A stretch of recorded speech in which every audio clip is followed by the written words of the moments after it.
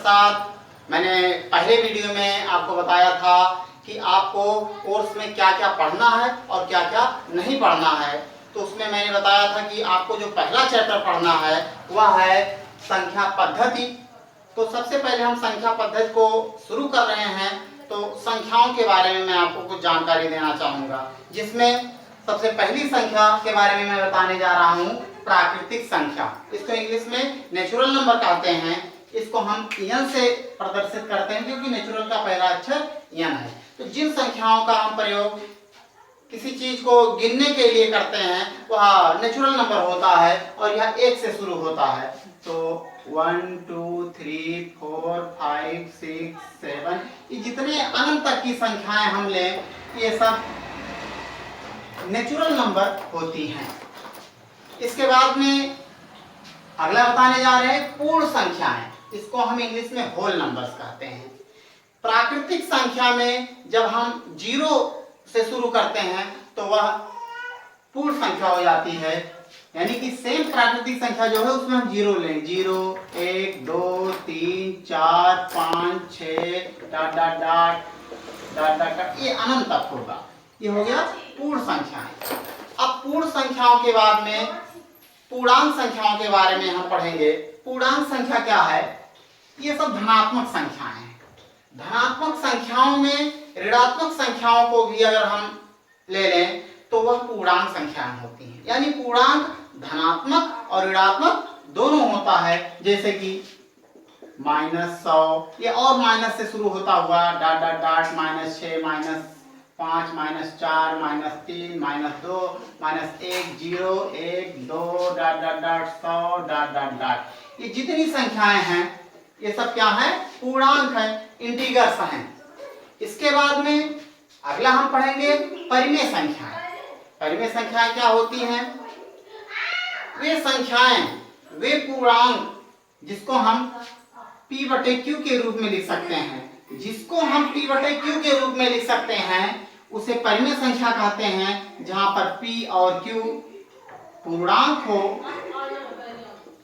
और उसके बाद में जो इसका हर है q जो है यह 0 के बराबर नहीं होना चाहिए। p/q यानी कि हम 2/5 ऋण 3/5 4/7 ये सभी क्या हैं? परिमेय संख्याएं हैं जिसमें अंश और हर पूर्णांक हो। और आपको पता है पूर्णांक धनात्मक भी हो सकते हैं और ऋणात्मक भी हो सकते हैं। तो ये परिमेय संख्याएं हो गई।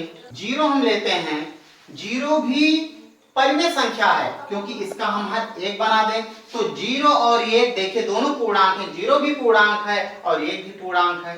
और मैंने बताया कि अंश और हर दोनों पूर्णांक हो और हर 0 के बराबर ना हो। बहुत ही महत्वपूर्ण क्वेश्चन है, क्या 0 एक परिमेय संख्या है? हाँ, तो 0 को हम 0/1 लिख सकते हैं जो 0 के बराबर है। या क्या है? परिमेय संख्या है।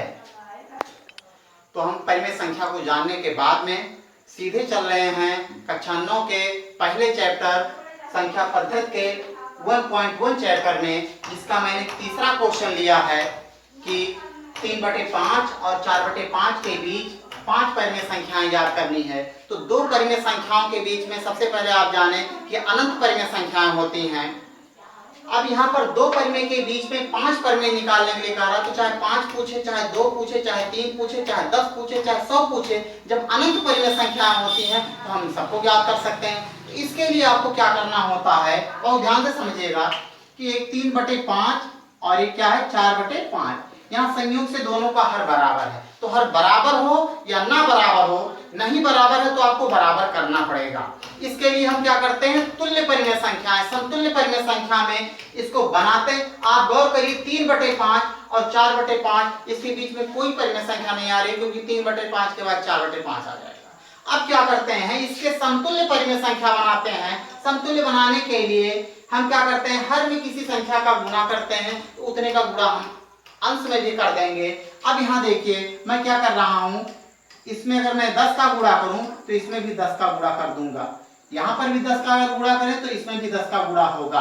अब यह क्या हो जाएगा? 30/50 हो जाएगा और ये कितना हो जाएगा? 40/50। बड़ा रूप हमने कर लिया। अब देखिए इन दोनों के बीच में जब तक हर बराबर नहीं करेंगे तब तक बीच की परिमेय संख्या आप नहीं बता पाएंगे। तो मैंने हर बराबर किया, दोनों 50 है। अब 30 और 40 के बीच में आप देखें तो 9 परिमेय संख्याएं आपको मिलेंगी, 31/50 से लेकर के 39/50 तक। अब हम लिख सकते हैं तो इतना के बीच 31/50, 32/50, 33/50, 34/50, 35/50, डॉट डॉट डॉट डॉट कितना 39/50, क्योंकि लास्ट 40/50 है उसको लिखना नहीं है और शुरू वाला 30/50 लिखना नहीं है। हमें कितना लिखना है, केवल 5 परिमेय संख्याएं लिखना है, तो हम यहाँ लिख सकते हैं। तो इस क्वेश्चन को हम एक और नियम से समझ रहे हैं, ध्यान से समझिएगा।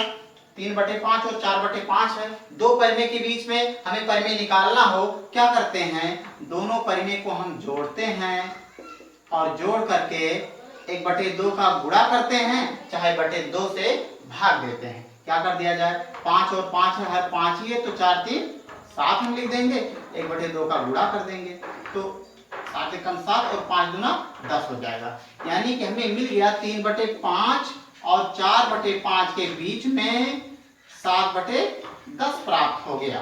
ठीक, एक परिमेय हमने निकाल लिया। अब इन दोनों के बीच में निकाल लीजिए, 3/5 और 7/10 के बीच, दोनों को आप जोड़िए और क्या कर दें, 1/2 से गुणा कर दें।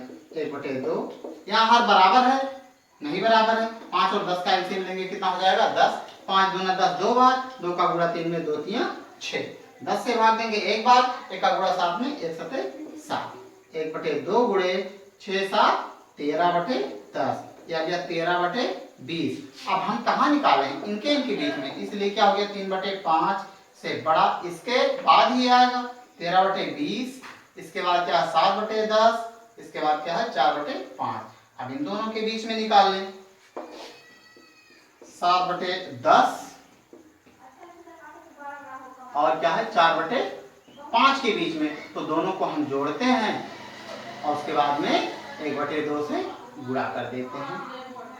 1/2 और गुणे 10, 5 का एलसीएम 10 हो गया, 10 एकम 10, 1 7 7, 5 से भाग देंगे 10 में 2 बार, 2 का गुणा 4 में 2 चौके 8, 1/2 गुणे 7 8 15/10, 15 एकम 15 और 10 दूना 20।